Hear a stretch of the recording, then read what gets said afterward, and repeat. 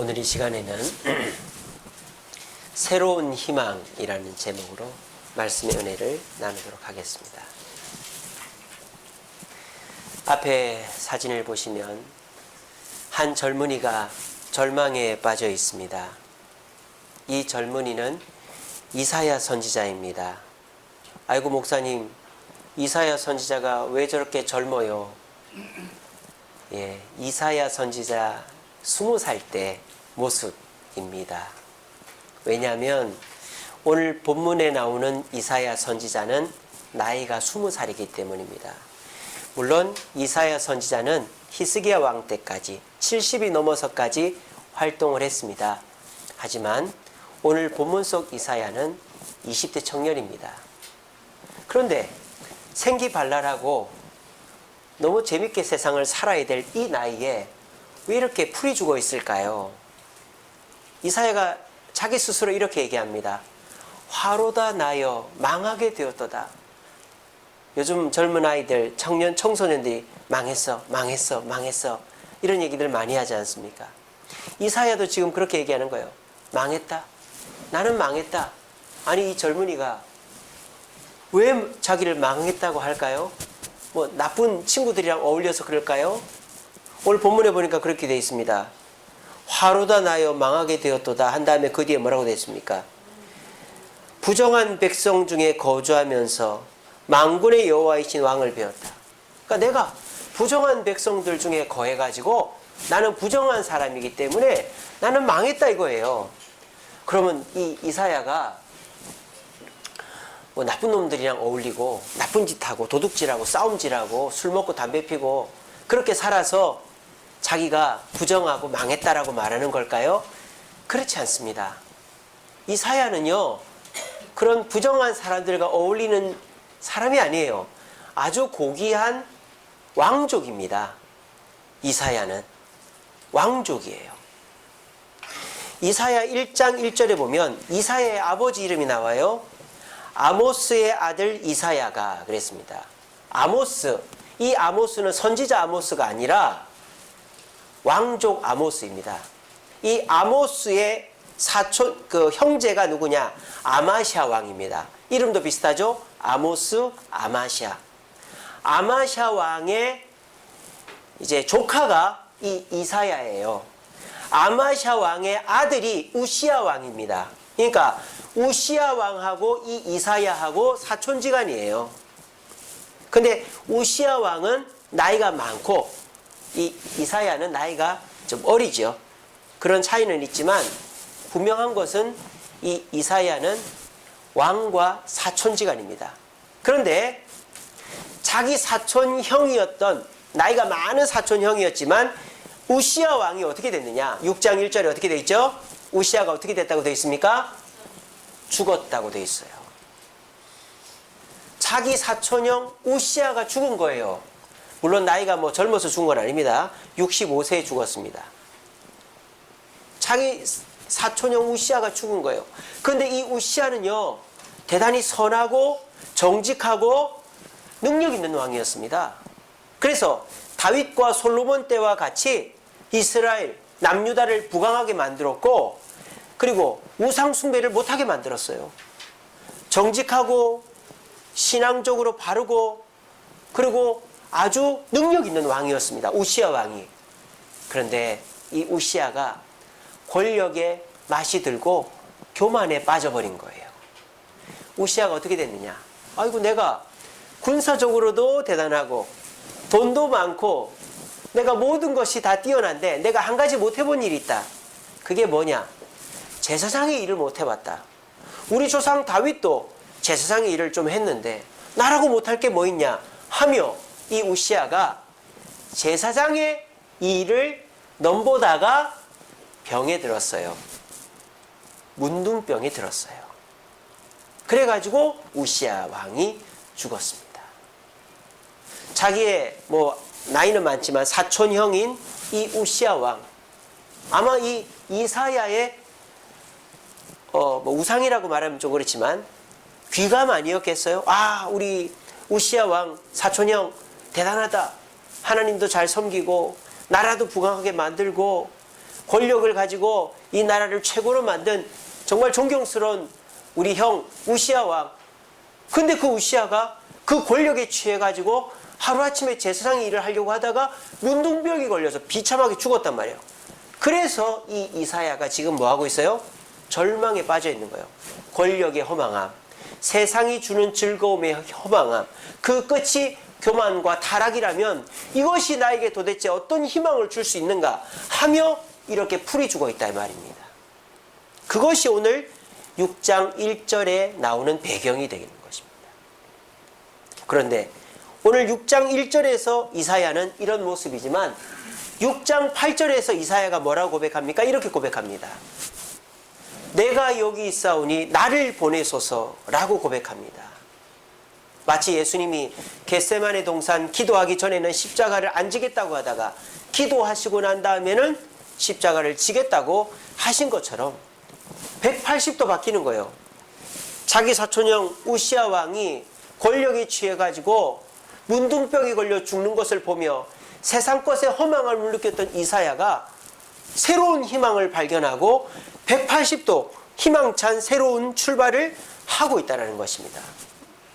그래서 오늘 이 말씀을 통해서 이 자리에 모이신 저와 여러분들도 세상이 바라보는 희망, 세상이 바라보는 즐거움, 세상이 바라보는 유익, 이런 것들에 우리의 소망을 두지 말고 오늘 이사야가 꿈꿨던 새로운 희망에 우리의 소망을 두자라는 마음으로 이 말씀을 준비해 보았습니다. 이제 한 13분 후면 2020년도가 시작이 되어집니다. 2019년도, 2020년도 15분 차이밖에 안 나요. 그런데 하나님께서는 2019년도와 20을 구분시켜 놨습니다. 왜? 우리가 조금이라도 새로운 다짐 가운데서 변화의 모멘텀, 기회를 잡으라고 하나님은 그렇게 시간, 1년이라는 것을 단위를 구분해 놓은 것입니다. 오늘 이 자리에 오신 여러분들도 그냥 이 자리에 온 것은 아니잖아요. 그냥 뭐 시간이 남아서 갈 데가 없어서 엄마가 가자 그래서 그러고 온 분들은 없을 거 아니에요. 이 늦은 시간에 피곤한데 또 친구들 만나러 갈 수도 있는데 해돋이 보러도 가야 되는데 왜 여기를 왔습니까?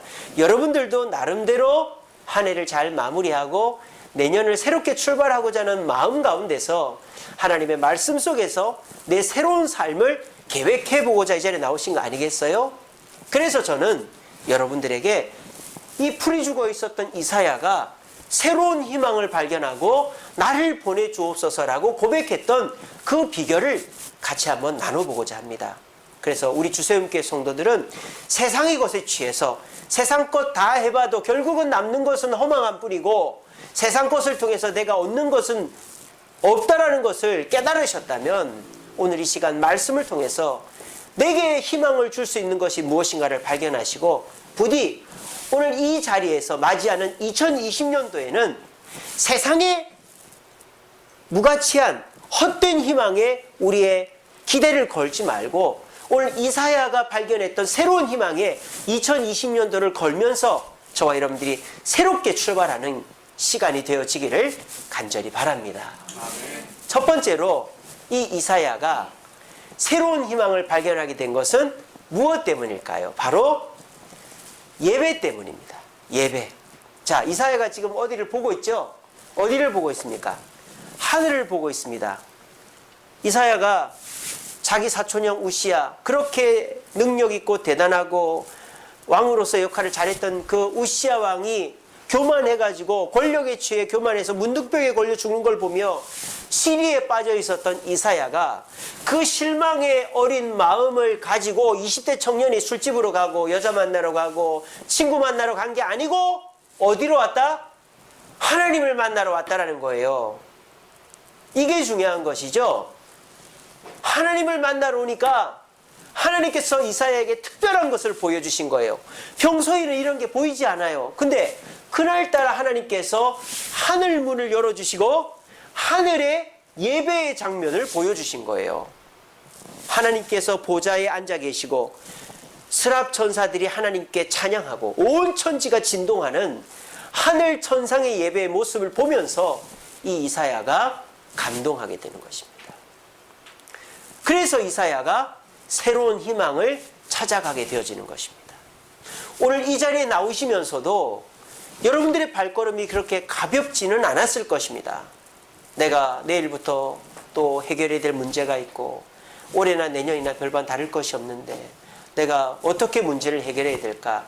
그런 어려움과 근심과 걱정을 안고 이 자리에 나오셨을 것입니다. 뭐 즐겁게 나오신 분들은 거의 없을 거예요. 그런데 여러분들이 그 답답하고 불편하고 무거운 마음을 가지고 이 예배의 자리에 나오신 것이 너무너무 탁월한 선택이었다라고 저는 말씀드리고 싶습니다. 왜? 이 예배의 자리가 우리에게 새로운 희망을 주는 자리이기 때문입니다. 예배란 무엇입니까? 나를 발견하는 자리입니다. 여러분, 세상 사람들이 왜 사람들을 만나고 길거리를 싸돌아다니고 이렇게 막 여기 갔다 저기 갔다 시끄러운데 찾아다니는 줄 아세요? 나를 보기 싫어서 그래요. 나를 보기 싫어서 그래요. 사람들하고 만나서 대화하고 술집에 가고 클럽에 가고 영화관에 가고 카페에 가고 사람들하고 어울리면 나를 볼 여유가 없어요. 근데 혼자 있으면 내가 보여요. 보기 싫은 내가 보인다 이 말이에요. 그러니까 혼자 안 있으려고 그러고요. 또 혼자 있을 때는 술 먹고 빨리 자버리려고 그러는 거예요. 세상 사람들은 나를 보기 싫어합니다. 여러분들도 혹시 여러분 자신을 보기 싫어하고 있지 않습니까? 내 자신이 누군가? 나는 왜 이 모양인가? 에이, 나는 내가 싫다. 그러고 계신 분들 계십니까? 여러분, 그렇게 해가지고는 여러분들이 한 발짝도 나아질 수 없어요. 병을 고치려면은 내가 병이 있고 어디가 아픈지를 알아야 될 거 아니에요. 근데 세상 사람들은 그런 것 자체를 알고 싶어 하지 않아요. 왜? 이미 자기가 다 망가져 있으니까 될 대로 되라는 거죠. 여러분들도 그렇게 살고 계십니까? 예배는 나를 보게 만듭니다. 이사야는 예배의 자리에서 자기가 얼마나 한없이 낮고 천한 죄인인가를 발견하는 거예요. 그래서 뭐라고 그런 거예요? 화로도 나여 망하게 되었도다. 내가 부정한 백성들 속에 살면서 하나님을 배웠구나. 그렇게 고백한 것입니다. 여러분들도 오늘 이 자리에 나오시면서 우리가 진짜 예배 드리고 있다면 내가 죄인됨을 고백하고 겸손한 마음으로 예배를 드려야 됩니다. 무슨 영화 보듯이 무슨 설교 무슨 강연 듣듯이 이렇게 하는 게 아니라 나 같은 죄인이 나같이 부족한 자가 하나님의 존전에 나왔구나. 이런 겸손함과 죄인된 마음으로 나와야 되는 거예요. 그런데 이사야가 하늘 보좌의 예배의 장면을 보면서 자신이 느낀 것은 뭡니까? 감동이다라는 거예요. 왜? 나 같은 죄인이 하늘 보좌를 보고 하나님을 배웠고 천상의 예배를 본다라는 것 자체가 감동인 것이죠. 오늘 이 자리에 나오신 저와 여러분들도 마찬가지입니다. 여러분들이 자신을 죄인으로 보고 있는데 이 자리에 나올 수 있는 이유가 뭡니까? 여러분들은 하나님의 자녀들이기 때문입니다. 하나님께서 만세 전부터 예정하시고 자녀 삼으신 분들이기 때문에 감히 이 자리에 나올 수 있는 것입니다. 우리가 그 마음을 가지면 어떻습니까? 감동이 밀려오죠. 기쁨이 밀려오죠. 감사가 밀려오는 것입니다. 그래서 예배를 드릴 때 우리는 내 죄인됨을 발견하고 죄인임에도 불구하고 주님께 나올 수 있는 그 기쁨과 감동에 감사하게 되어지는 것입니다. 그리고 그 기쁨과 감동으로 감사하고 나면 하나님께서 말씀을 통하여 우리에게 뭘 주십니까? 새로운 방향과 방법을 가르쳐 주시는 것입니다. 이게 참된 예배가 되는 것입니다. 앉아서 졸다 가고 이 말이 맞네 저 말이 맞네 따지고 그렇게 하는 게 예배가 아니고 나는 죄인이다. 한 주간도 나는 죄인으로 살았다. 나는 너무너무 부끄럽다. 그럼에도 불구하고 나를 자녀 삼으시고 주님을 만날 수 있는 자리에 불러주시니 얼마나 감동되고 기쁘고 감사하냐. 그런데 말씀을 통해서 나의 방향과 방법을 가르쳐 주시니 내가 그대로 살아야 되겠다 다짐하고 돌아가는 시간이 예배의 시간이다라는 것입니다. 그러므로 이 예배가 여러분들의 삶을 새롭게 만들어주는 모멘텀, 기회가 될 수 있는 것입니다. 그래서 여러분들이 오늘 하루 중에 제일 잘한 것이 바로 이 예배의 자리에 나오신 것이다라는 것입니다. 그리고 이 예배는 송구영신 예배만 있는 것이 아닙니다. 예배는 매주일마다 있습니다. 52주 매주일마다 예배를 드립니다. 우리가 어떻게 예배를 드리느냐에 따라서 우리의 예배가 이사야가 경험했던 예배가 될 수도 있고 그냥 시간 낭비의 예배가 될 수도 있습니다. 여러분들이 예배에 나올 때마다 한 주간 동안 죄인된 나의 모습을 돌아보며 겸손한 자세로 예배에 나오고, 그리고 예배 나와서 이렇게 죄인된 나를 자녀 삼으시고 불러주시고 하나님께서 사랑해 주시는 것에 기뻐하고 감사하고 말씀을 아멘으로 받아 그 말씀을 일주일 동안의 삶의 방향과 방법으로 정하면 여러분의 예배는 나를 매주일마다 새롭게 하는 새로움의 장소가 될 수 있게 되어지는 것입니다. 그러므로 오늘 이 시간 여러분들이 결단해야 될 것은 나는 2020년도에는 예배를 목숨처럼 여긴다 라는 결단을 하시기 바랍니다. 내가 바쁜 일도 있고 내가 중요한 일도 있고 내가 꼭 해야 될 일도 있지만 그런 일보다 내 삶에 새로운 희망을 줄 수 있는 것은 오직 예배의 자리에서 하나님을 만나는 것이기 때문에 나는 매주일마다 예배를 목숨처럼 생각하고 주일 성수를 하겠다라고 다짐하신다면 여러분들은 매주일마다 이사야가 느꼈던 새로움과 희망을 찾게 되어질 것입니다. 부디 오늘 이 시간 2019년도 이제 4분 남았습니다. 2020년도 4분 후면 시작됩니다. 뭔가 좀 달라져야 되지 않겠어요? 뭐가 달라져야 내가 나아지지 않겠어요? 여러분들 뭐를 다르게 하고 싶으세요? 여러분들이 뭐 안 해본 게 있습니까? 노력을 안 해본 게 있습니까? 안 찾아다녀 본 사람이 있습니까? 뭐 안 해본 일이 있습니까? 다 해봤지 않습니까? 근데 여러분들이 2019년도와 2020년도를 더 낫게 할 방법이 있습니까? 제가 볼 때는 딱히 없는 것 같습니다. 해볼 거 다 해봤잖아요. 그런데 하나님께서 지금 저를 통해 여러분들에게 말씀하십니다.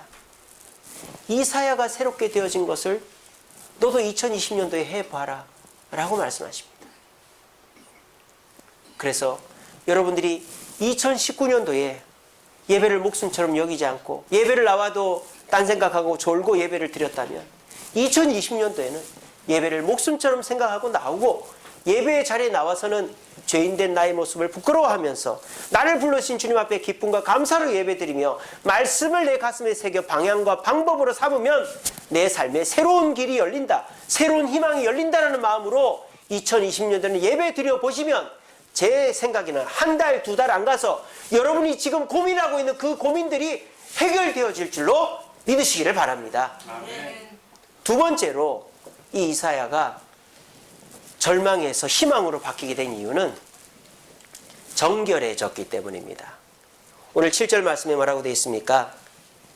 내 입술에 제단의 핀 숯을 대며 이르되 보라 이것이 네 입에 닿았으니 네 악이 제해졌고 내 죄가 사해졌다 그랬어요. 요거죠, 그죠? 천사 하나가 이사야가 이렇게 고백하잖아요. 화로다 나여 망하게 되었다. 부정한 백성들 중에서 내가 하나님을 배웠구나. 이러니까 천사가 이 이사야를 변화시키는 거예요. 어떻게? 하늘의 제단의 숯불을 이사야 입에 대며 정결함을 선물해 준 것입니다. 자, 여기서 정결함은 내가 이룰 수가 없다라는 것을 우리가 볼 수 있는 것이죠. 이 정결함은 다른 말로 하면 거룩입니다. 우리는 거룩해져야 됩니다. 여러분, 우리가 신앙생활 할 때 가장 강조하는 게 뭡니까? 믿음이죠. 믿음을 가지십시오. 믿음이 있으십니까? 아, 믿음이 좋으시네요. 믿음대로 삽시다. 우리 신앙생활 할 때 가장 많이 쓰는 단어가 믿음입니다. 근데 그 믿음 다음으로 많이 써야 될 단어가 뭘까요? 바로 거룩이라는 단어인 것입니다. 거룩입니다. 뭐 사랑이나 은혜나 긍휼이나 이런 것보다 우리가 거룩이라는 단어를 더 많이 써야 됩니다. 우리는 거룩해지려고 노력해야 됩니다. 왠지 아십니까? 하나님이 뭐라고 그랬습니까? 하나님께서 이렇게 말씀하셨습니다. 내가 거룩하니 너희도 거룩하라. 다르게 말하면 뭡니까? 하나님을 닮으려면 거룩해야 된다는 것입니다. 하나님의 은혜를 받으려면 거룩해야 된다는 것입니다. 거룩은 내가 하나님의 자녀라는 표시입니다. 오늘날 우리가 거룩이라는 건 뭡니까? 예전에는 할례였고 지금 세례 아닙니까? 우리가 세례받을 때 나는 이제 하나님 뜻대로 살겠습니다. 나는 하나님 기뻐하시게 살겠습니다. 고백하는 게 세례죠. 우리는 세례받고 계속 끊임없이 내 자신을 하나님 앞에서 거룩하게 만들어 가야 됩니다. 그래서 우리는 내가 하나님의 자녀라면 내 머릿속에는 거룩이라는 단어가 떠나서는 안 돼요. 아시겠죠? 우리가 믿음으로 천국 갑니다. 근데 내가 하나님의 자녀라는 표는 내 삶 속에 거룩을 실천하고 있는가 아닌가가 중요하다는 것입니다. 내가 세상 사람들이랑 똑같이 살면 그 사람은 하나님의 백성이 아닐 확률이 높은 거예요. 한 가지라도 내가 거룩하기 위해서 발버둥을 쳐야만 그 사람은 하나님의 백성인 것입니다. 내가 예수 믿는다고 하면서 세상 사람들 먹는 거 다 먹고 노는 거 다 놀고 가는 데 다 가고 하는 말 다 하고 다 똑같이 하면 내가 하나님의 백성이 아닐 확률이 높은 거예요. 그래서 첫째로 우리에게 있어서 거룩은 믿음 다음으로 중요한 가치다. 왜? 내가 하나님의 자녀라는 표시이기 때문에. 그런데 여기서 중요한 건 뭐죠? 우리가 거룩해지려고 아무리 노력을 해도 여러분 스스로 거룩해질 수 있습니까? 없습니다. 이제 내가 뭐 죄를 안 지어야지. 내가 하나님 뜻대로 살지. 다짐하고 다짐할수록 더 죄를 짓습니다. 그 율법주의죠. 율법주의. 내가 거룩해지려고 하면 안 되는 거예요. 거룩은 하나님이 거룩하게 해 주셔야 되는 거예요. 우리는 어떻게 하면 됩니까? 이렇게 하면 돼요. 화로다 나여 망하게 되었도다. 그렇게 하면 돼요. 다른 말로 하면 뭐죠? 겸손하면 돼요. 겸손하면. 거룩을 이루는 방법은 겸손입니다. 내가 거룩하기 위해서 내 의지로 죄를 멀리하고 내가 거룩하게 살기 위해서 내가 막 노력한다. 그 사람은 나중에 더 타락하게 됩니다. 거룩은요, 내가 이루어가는 것이 아닙니다. 나는 그저 화로다 나여 망하게 되었도다. 부정한 백성 속에 내가 살며 그 죄를 본받았구나. 그렇게 하면서 주님 전전에 무릎을 꿇으면 하나님께서 여러분들을 거룩하게 해주시는 것입니다. 좀 마음이 편해지셨죠? 아이고 목사님, 저도 거룩해지려고 노력을 많이 합니다만 그게 제 뜻대로 잘 안 됩니다. 안 되죠. 저도 얼마나 나쁜 놈인지 여러분 아십니까? 저희 집사람 살짝 불러다가 돈 500원 주면서 물어보십시오. 그럼 가르쳐 줄 겁니다. 제가 얼마나 나쁜 놈인가. 1,000원 주면 2배로 가르쳐 줄 겁니다. 저도 참 나쁜 놈이에요. 근데 제가 왜 여기 설 수 있습니까? 화로다 나여 망하게 되었도다. 주여 나를 불쌍히 여겨 주옵소서. 그것이 나를 거룩하게 만드는 거예요. 여러분 그렇게는 안 해보셨죠? 내 스스로 술 끊으려고 하고 담배 끊으려고 내 스스로 나쁜 짓 안 하려고 그러고 내 스스로 뭘 해보려고 하면 마귀가 배나 달려듭니다. 그렇게 해서 꼴 좋게 무너뜨리는 거예요. 그러면 아이고 안 되는구나. 아유 모르겠다. 이렇게 되는 것이죠. 방법이 잘못된 거예요. 거룩은 내가 이루는 게 아니에요. 화로다 나여 망하게 되었도다 하면 하나님이 우리를 거룩하게 해주시는 것입니다. 그렇게 해서 거룩하게 되어야 하는 이유가 있어요. 거룩하게 되어야 우리가 하나님의 통로가 되기 때문입니다. 우리 몸에 수천 수만 개의 혈관이 있죠. 혈관의 역할은 뭡니까? 뭐 혈관이 영양분을 만들어냅니까? 혈관이 무슨 이렇게 무슨 중요한 역할을 합니까? 혈관은 중요한 역할을 하는 게 없어요. 혈관은 그저 뭐만 하면 돼요? 통로만 되면 돼요. 통로만. 그러니까 잘 왔다 갔다만 하게 하면 되는 거예요. 그러니까 혈관이 피가 잘 왔다 갔다 하게 하려면 어떻게 되어 있어야 되죠? 어떻게 있어야 되죠? 얘기해 보세요. 깨끗해야 되잖아요. 그죠? 혈전이 쌓이면 안 되는 거예요. 똑같은 이치입니다. 여러분, 왜 우리가 거룩해져야 되는지 압니까? 우리가 하나님의 은혜의 통로인데 우리가 거룩하지 않으면 그 은혜가 막혀버린다 이거예요. 그러면 어떻게 됩니까? 그 은혜를, 그 축복을 나도 못 누리고 남들도 못 누리게 한단 말입니다.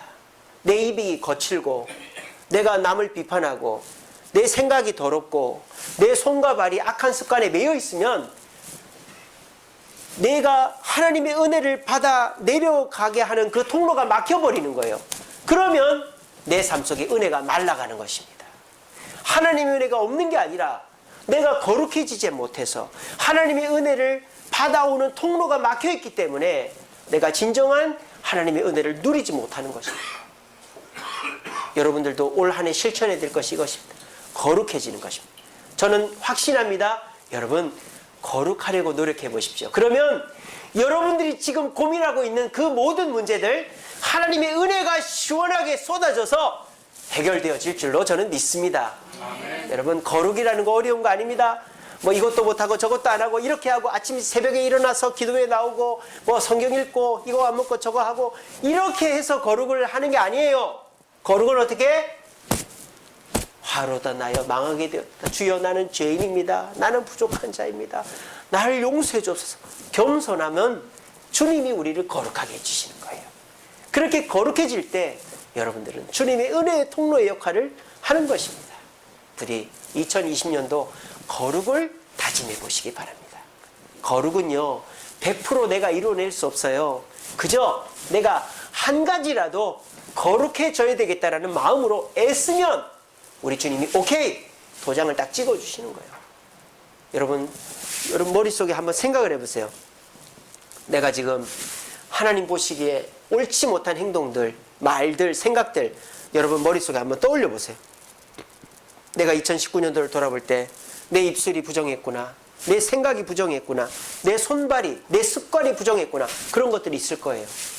여러분 그런 것들을 가지고 있으면 절대 하나님이 새로운 희망을 안 줍니다. 어떤 분이 그런 얘기 하더라고요. 남편이 아내를 사랑하는 방법은 아내가 좋아하는 거를 아내한테 선물을 주고 아내가 좋아하는 거를 해주는 것보다 아내가 싫어하는 거를 안 하는 거다. 그 얘기 하더라고요. 아내분들 공감하십니까? 반지 사주고 옷 사주고 가방 사주고 신발 사주는 것보다 일찍 들어오고 아내 말 잘 듣는 것을 아내는 더 기뻐합니다. 하나님도 똑같습니다. 우리가 하나님한테 뭔가를 잘하려고 하기보다 하나님이 원하시는 한 가지를 고치면 되는 거예요. 아시겠죠? 하나님 내가 개처럼 벌어서 정승처럼 쓰면 된다고 내가 어쨌든 주의를 어겨서라도 돈 많이 벌어서 헌금하면 될 거 아닙니까? 하나님 내가 똑똑해져서 하나님 뭐 훌륭한 사람 되면 될 거 아닙니까? 하나님 절대 안 기뻐합니다.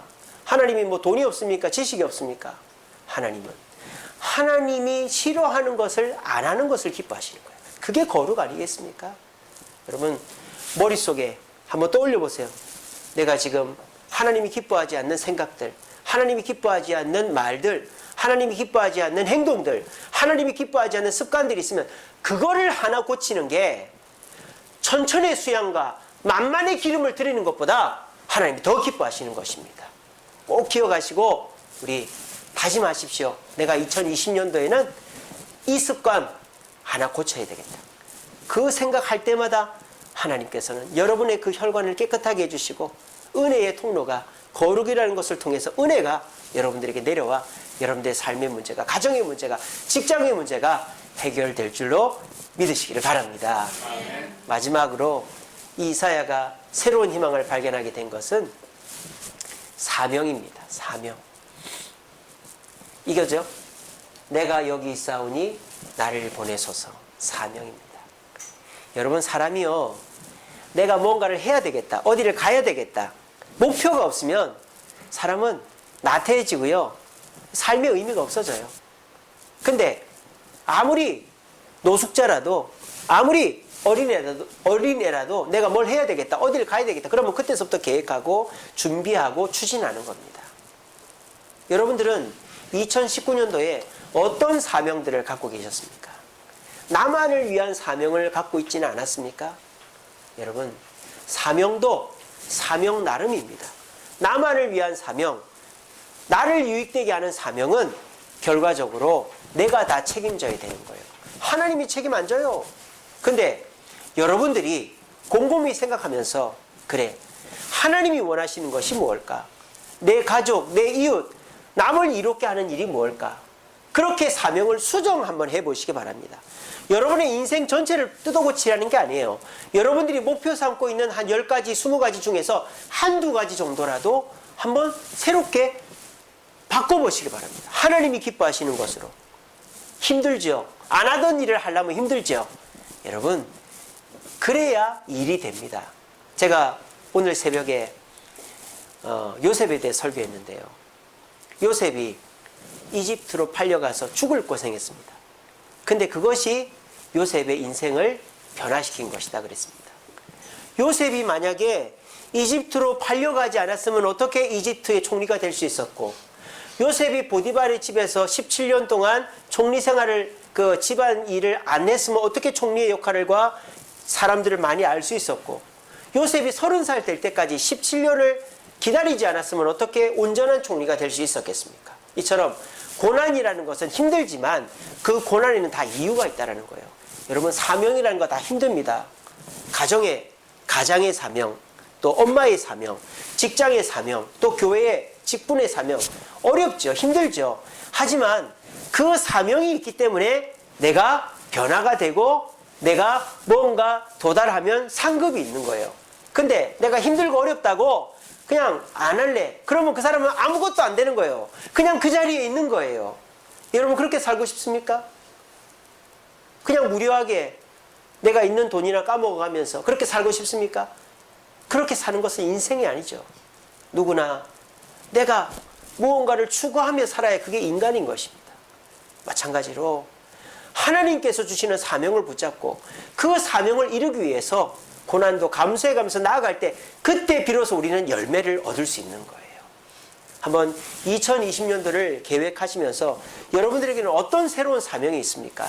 아이고 목사님, 제가 가정에서 직장에서 뭐 다 해봤는데 안 돼서 그냥 올해나 내년이나 벌써 이제 2020년도가 되었습니다. 여러분, 똑같습니다. 뭐 그렇게 하실 분들 계시겠죠. 예, 똑같겠죠. 근데 여러분, 저는 여러분들에게 한번 권면하고 싶습니다. 직장에서는 새로운 사명이 없을 수 있어요. 가정에서 여러분 개인적으로 새롭게 뭔가를 도전할 만한 게 없을 수 있어요. 하지만 제가 여러분들한테 권면합니다. 교회에서 새로운 사명을 찾아보시기 바랍니다. 그것이 여러분들의 가정과 직장과 개인적인 삶의 해결의 기회가 될 수도 있어요. 힘들죠? 어렵죠? 내가 왜 이 고생을 해야 되나? 내가 왜 이 욕을 먹어야 되나? 내가 왜 돈 써가면서 이걸 해야 되나? 하는 마음이 드시죠? 그런데요, 주님께 하는 일은 절대 공짜가 없어요. 여러분, 주님 앞에서 사명을 다시 한번 찾아보시기 바랍니다. 교회에서 봉사하고 또 이 교회가 나아가는 방향에 나도 편승해서 함께 동역해 보시기 바랍니다. 힘들죠? 어렵죠? 하지만 그것이 하나님의 축복의 통로를 연결시키고 그것을 통하여 여러분의 삶의 문제도 해결되어지는 기회가 될 줄로 믿으시기를 바랍니다. 말씀을 읽겠습니다. 우리 말씀 같이 읽겠습니다. 시작.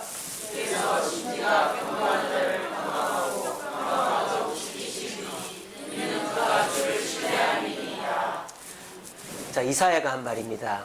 여러분들에게도 하나님의 평강이 함께 하기를 바랍니다. 근데 하나님은 어떤 자에게 평강을 주십니까? 첫째로는 심지가 견고한 자, 둘째로는 주를 신뢰하는 자. 같은 말이죠, 사실은. 그죠? 변함이 없는 자를 하나님은 평강을 주신다는 거예요. 뭐 똑같은 말 아닙니까? 이랬다 저랬다, 했다 말았다, 화났다가 울었다가, 이렇게 하는 사람은 그 자신도 불안하죠. 평안할 수가 없어요. 개인적으로도 보면 항상 일정한 사람이 평안한 거예요. 하나님도 마찬가지입니다. 이랬다 저랬다, 기분 좋을 때는 열심히 했다가 기분 나쁘면 다 때려치웠다가, 또 기분 좋으면 막 잘해줬다가 기분 나쁘면은 막 그냥 막 박차고 나가버리고, 이런 사람은 하나님 은혜를 안 줘요. 평강을 안 줘요. 하나님 누구에게 평강을 주신다?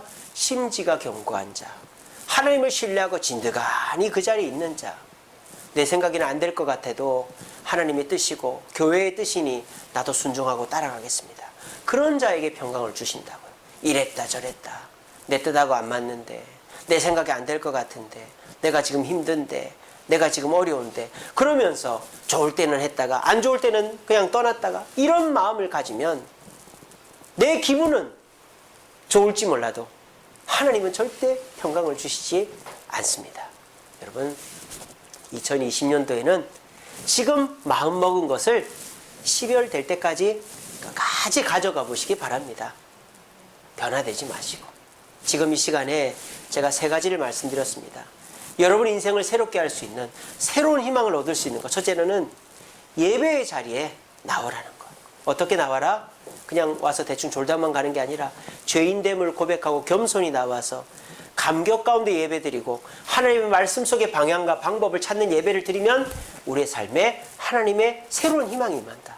두 번째로 거룩해지려고, 하나라도 거룩해지려고 애를 써야 된다. 그렇게 하면 내가 스스로 나를 거룩하게 하지는 못해도 하나님이 나에게 거룩을 선물로 주신다. 세 번째로 내가 하나님이 기뻐하시고 남을 이롭게 할 사명 한두 가지씩 가지면 그것이 내 삶의 문제를 해결하는 통로가 되어진다.